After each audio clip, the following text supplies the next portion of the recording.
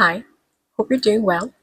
Welcome to Diva Spills, where I'll be recapping and reviewing movies and TV shows of the past and present. I needed a minute from Teen Wolf. I know, whoever needs a break on that? I'm so embarrassed. I actually posted a poll on Spotify asking you guys what it is that I should cover next, and Barbie Fairytopia was selected, so here we are. I, for one, am very excited to do this because I grew up watching all the Barbie movies and I'm so obsessed. I still am. Those who know me in real life know that everything I have is really Barbie themed. My favorite movie, though, if I had to pick one, would be Barbie and the 12 Dancing Princesses. As always, I do recommend that you have a beverage, whether hot, cold, or lukewarm, so that we can have our enjoyable bestie tea time together. Today, I've got a little something different. I have with me a coffee flavored oat milk from the brand Oatside. Not really a coffee drinker, but I like the taste of coffee flavored products, so their coffee oat milk is one of my favorites. If you have any requests on any movies or TV shows that you'd like me to do next, doesn't have to be in English either, please feel free to let me know. You can stay tuned on updates through Instagram or TikTok at Divas Spills, or you could just subscribe and I'll let you guys know here when the next video is going to drop. You can also watch or listen to this on YouTube and Spotify. Barbie Fairytopia, an epic trilogy, but we're only going in with the first movie today. It came out in 2005, 20 years ago. I'm getting old, queens. When I was watching it back, just to get my notes and stuff, I wish you could have seen my reaction because the scream I scrumped when I heard the introduction, the nostalgia awaken my inner Barbie Fairytopia princess that I am. A quick disclaimer before we dive in, I'm by no means verified to be a critic in any way. These are just my personal opinions and they are in no way affiliated with anything or anyone. So it starts with our resident homegirl fairy, Elena. She's sitting on a flower watching some fairies fly in the sky until these three pixies, who are literally the size of Alina's head, show up and they start making fun of her because of the fact that she's a wingless fairy, straight to her face and right to the point. Bibble, the most adorable powder puff ever, tries to stand up for Alina with his little muttering and mumblings, but our mature queen says that it's best to just ignore these bullies and let them be. Yes, girl, give us the education. Those tiny little tots continue to taunt her until the breeze from another fairy's wings fluttering blows them away because they're so small. The fairy who did that to the pixies, her name is Dandelion and she's Alina's friend. Immediately, Dandelion tells Alina that something bad is about to happen or has been happening or is gonna happen in Magic Meadow, which is presumably where they're at now. At least that's what the other fairies told her. Can I just say that their dresses, oh my god, it's like, that TikTok trend that was going around for a while where somebody held like an upside down purple flower and was like, can somebody make a dress out of this? Barbie Fairytopia did it way ahead of time, sister. Three tiny girls return and they annoyingly indirectly tell Alina and Dandelion that Topaz has been kidnapped. Who the hell is Topaz? Triplet number one, well, I don't know if they're triplets, but they look the same, points out that Alina and Dandelion are like the only fairies in the meadow. Girl is not wrong though, because the camera pans and we see that yeah, they're really like the only ones there. Dandelion asks if the pixies are gonna tell the enchantress. Who is that? Like, they just keep name dropping people without any explanation, and we really just rolled with it. The pixies say that even though they like to make fun of Alina, that doesn't mean that they want to see her kidnapped. Apparently, the person who has been doing this kidnapping is someone named Laverna, but Alina says that Laverna is a myth. The pixies just say, "Alright, whatever," and they dip. Dandelion says that she's gonna check with her mum if Laverna really is a myth. So Alina and Bibble part ways with Dandelion and they get home. Alina's home is Peony, and oh my gosh, I just love her house so much. Lena, in her Pennylicious home, tells Bibble that Laverna can't be real, like she's just a myth. That Topaz can't be kidnapped because she's too powerful since she's something called a guardian. Finally, a little bit of context as to who the hell Topaz is. Really, all I could think of watching the scene is how much I want to live in a flower too. In some nasty, musty, green terrain, Topaz, we finally meet her, is trapped in a chair. There's some invisible spell around her so she can't get out of the chair. Laverna, who, surprise, is real, shows up with 2 cups of buttercup milk and some ambrosia, as she described. And Laverna says that she's gonna bring all the guardians into her, I wanna say, lair soon so that she can take over Fairytopia. Fungus, her henchman, because they're all named Fungus, actually show Topaz Laverna's potion that's being brewed, and she explains how it has the ability to weaken every flying creature in Fairytopia. So if they get a whiff of this potion, they're not going to be able to use their wings anymore. At that moment, her minions were spreading the potion throughout the 7 regions of Fairytopia. So this will put Laverna in like this heroic position because she's the only one who's gonna have the antidote to save everyone in Fairytopia. Meanwhile, in Magic Meadow, Bibble wakes Alina up and tells her that it's odd that Peony didn't wake her up like she does every day. So they step out to take a look, and Laverna's potion has taken full effect. The plants were also affected in a sense that they started to look wilted and weak. Dandelion appears and she's flying fine for now. She says that it's all over Magic Meadow and some of the fairies have actually lost the ability to fly. Lena asks if anyone has told Topaz about it. Girl, get with the program. The pixies already told you that Topaz was kidnapped yesterday. Dandelion says Topaz is gone. No shit. And the nearest garden is someone named Azura who lives over in a place called Fairy Town. Lena has her moment and she says she thinks she has to be the one to go to Fairy Town. But Dandelion's quick to like cut through the crap, because she says that Fairy Town takes hours to get to and that's just for flying. So when Alina doubts herself, Dandelion picks her up and they decide to go together. I gotta say, our queen Alina, she has fantastic stamina. Okay, I was in Rome recently and after just the first few hours, I was about to pass out. They walk and walk and walk until they end up in some kind of forest. Top of the forest, the canopy, is covered in the same green hue that we could see in Laverna's potion. And the lion, who apparently can't see that, flies all the way up through the potion just to see where they are and which direction to head towards. Actually, she gets affected by the potion, so she gets weak and she can't fly when she drops to the ground. Alina asks Dandelion to go home because it's very obvious that this potion, which they're calling the sickness, has affected Dandelion. But Dandelion says that she'll just walk. Now, Alina says, get real, girl. You're not used to walking, so it's gonna be hard for you. And that's tea. Alina also says that if Dandelion isn't home by dark, her mom is gonna get worried.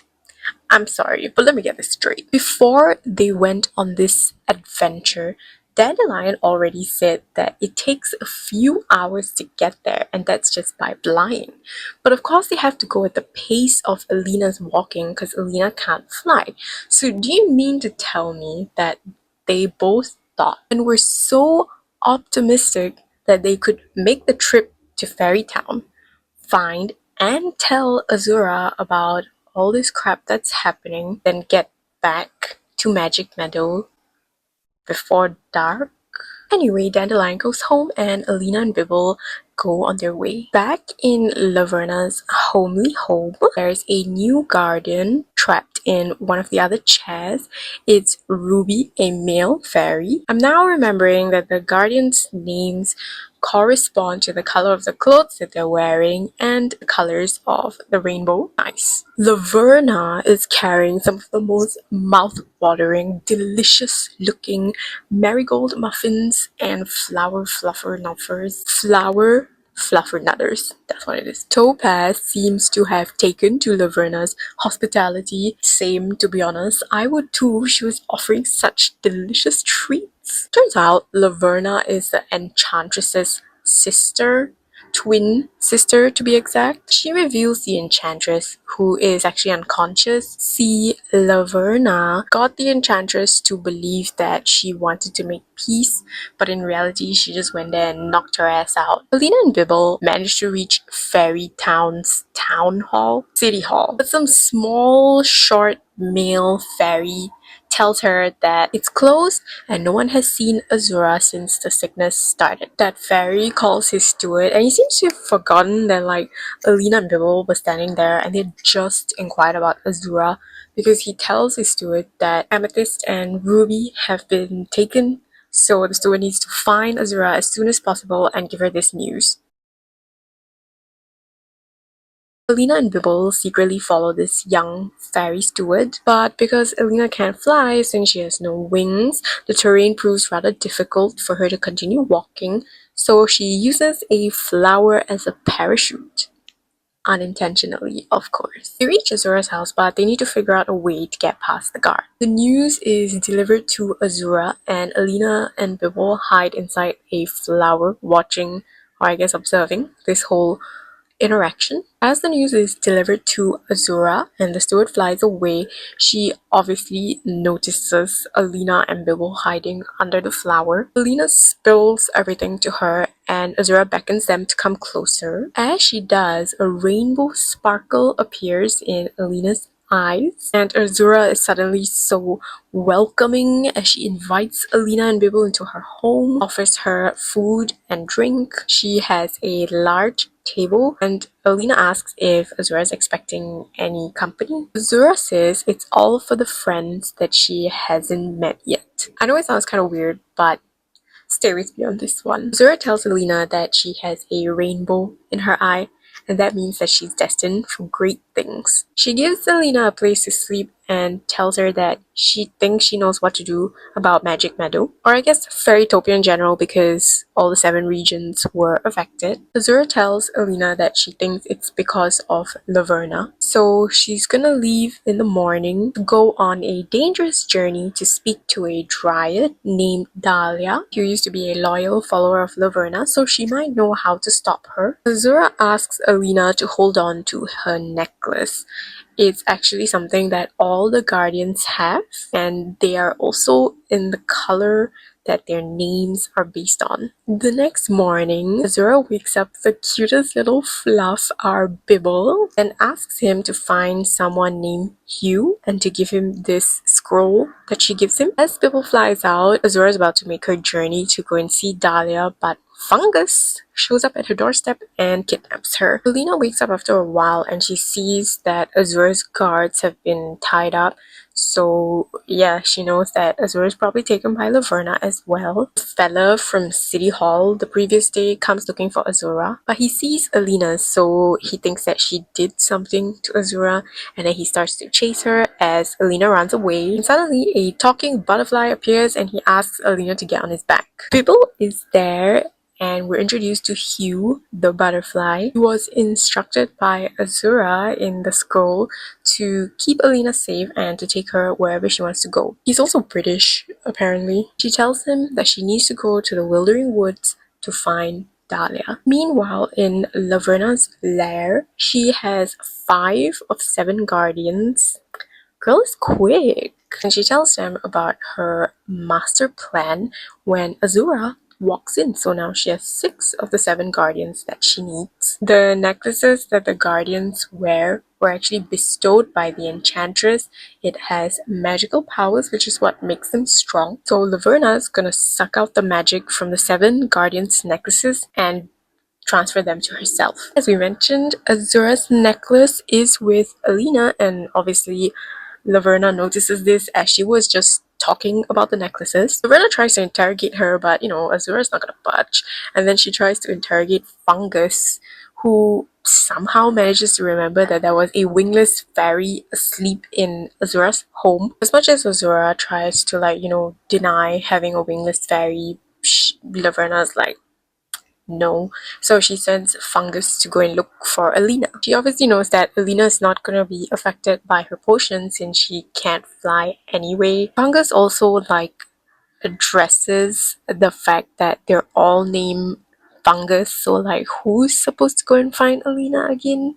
The answer is all of them. Her flying minions, aka Firebirds, manage to catch up to Hugh, Alina, and Bibble. Hugh manages to evade them and then they go and hide in some mermaid cove. It's near a waterfall, and as Hugh is making his descent, he flies over a mermaid prince named Nalu and two other female mermaids that he was chatting up. Nalu goes up to them and he starts to like yell at Hugh, but he gets entranced by Alina. The firebirds start to fly down and Nalu gives them a special seaweed where if they eat it, they'll have the ability to breathe underwater. So the prince brings them down a different path through the water and out somewhere else where they can continue their journey into the wildering wood. He and Alina were like making eyes at each other. It's kind of cute. They finally get to their destination, the damn wildering wood, and we see that the plantation is kind of destroyed because of Laverna's potion. Hugh gets affected by the potion, so Alina asks him to stay and rest, and she will go and find Dahlia alone. She tells Bibble to stay put with Hugh and to look after him. Two rhyming German, I want to say gnomes, maybe? They pop out of a flower, speaking in tongues to Alina. She asks who they are and she asks if they can bring her to Dahlia. They say they can, so they bring her to an area after a lot of walking to a place that looks exactly the same as when they left. And Alina, she addresses this girl is not gonna let anything go. Actually, they really brought her to the right place because Dahlia shows up since Azura's necklace that's now around Alina's neck actually called out for her. Alina really ripped the two gnome things a new one. But they actually brought her to the right place. It's a little bit embarrassing, Alina. Alina tries to tell Dahlia what happened, but Dahlia doesn't really care, she doesn't want to help. Dahlia says that 10 years ago she was a loyal follower of Laverna until she found out how evil Laverna was. So when she left, she tried to tell the Guardians what was happening and about Laverna, but they all thought that she was a spy except for Azura. She was the only one who believed her. So because of that, she doesn't want to help at all. Alina, however, does convince Dahlia to help Fairytopia and the Guardians. Girl is good. She should be a lawyer. She uses Azura's line to justify why Dahlia should help, and it's because of all the friends that they haven't met. What a line. Dahlia, of course, agrees to help, and then they return to Bibble and Hugh. Back in Laverna's cozy cottage, all 7 Guardians have now been caught. She works fast, I tell you, Laverna. The 6 Guardians' necklaces start to glow, and Laverna knows that this indicates that the necklaces can tell that their sister is nearby, which means that Alina and gang are also nearby. And Laverna really knows her information because she is correct. Alina and the gang are nearby. They can see where Laverna's lair is. Dahlia says that when she left Laverna, she was talking about creating some kind of device that could use the strength of her royal bloodline to suck up the powers from the fairy guardians. She talked about how the weakness of this device would be the union point, that it's fragile. So ambiguous. What the hell is a union point? What even is the device? So, Laverna's lair is a cactus. Nice. It can't go through the air because the firebirds are circling the sky. Alina says that she has to do it alone because she's the one who has Azura's necklace. They also can't all go together because then they'll be seen by Fungus who's walking around the land. Of course, they do catch Alina, so Hugh, Bibble, and Dahlia are a form of distraction for Fungus and the firebirds as Alina manages to sneak her way into Laverna's home, but they manage to catch Hugh, Dahlia, and Bibble and presents them to Laverna. And Fungus tells Laverna that he's pretty sure that the 3 of them are friends with the wingless one. Well, the said wingless one actually faces probably what would be her worst nightmare as a fairy who doesn't have wings. The longest spiral staircase in the world. What the hell? Alina finds the room with her friends and the guardians trapped. Laverna sees the rainbow in Alina's eye and she gets a little bit intrigued. She tries to connect with Alina about feeling different and how people treat them differently because of the fact that they look or are different. She says that she knows how Alina feels and that she can change it. Laverna uses magic to show Alina her future, and that is that she has wings, provided that she sides with Laverna. She uses magic to entice Alina, like puts her in some kind of trance. So Alina goes up to Azura, removes the necklace from her own neck and puts it around Azura's neck. Laverna starts to use a device which is actually just a crystal embedded into like some kind of tree trunk, and together all the colors that come out from the necklaces, the powers, they make up a rainbow. Alina's still trapped in the spell as Azura tries to wake her up. It doesn't work, but the device works, and so Laverna gets the powers transferred to her. Azura, however, she's a smart girl. She knows how to wake Alina up, and I think we all know by now what the line is. For all the friends you haven't met yet.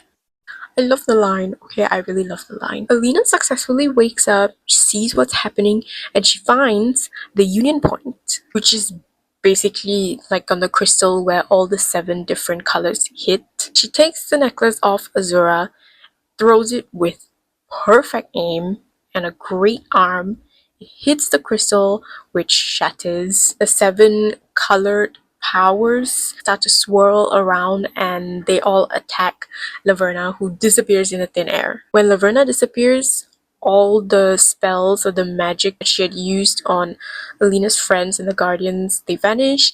Bibble tackles Alina with the ferocity of a linebacker. Everything is back to normal again. The pixies back in Magic Meadow are suddenly super friendly with Alina. The enchantress actually visits Alina and thanks her and her friends, who are all there except Dahlia and Azura. She gives Alina a necklace that looks very similar to the Guardian's necklaces, except the color of it is a rainbow. It's a little thank you present from the enchantress herself, and then she flies off. When Alina puts the necklace on, it gives her pink wings and she's finally able to fly. Everyone is so happy for her. They all lived happily ever after. The end. What a feel-good show. I really like how every Barbie movie just makes you feel nice and happy, except the elephant from Island Princess.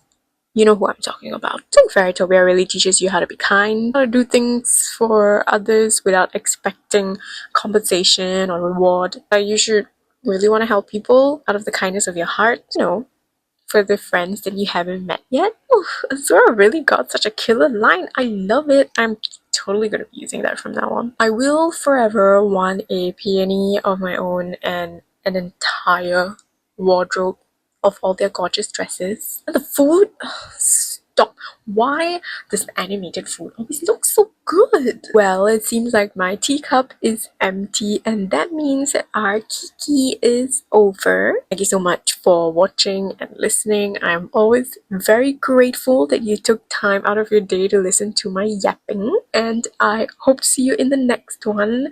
Have a gorgeous day. Bye!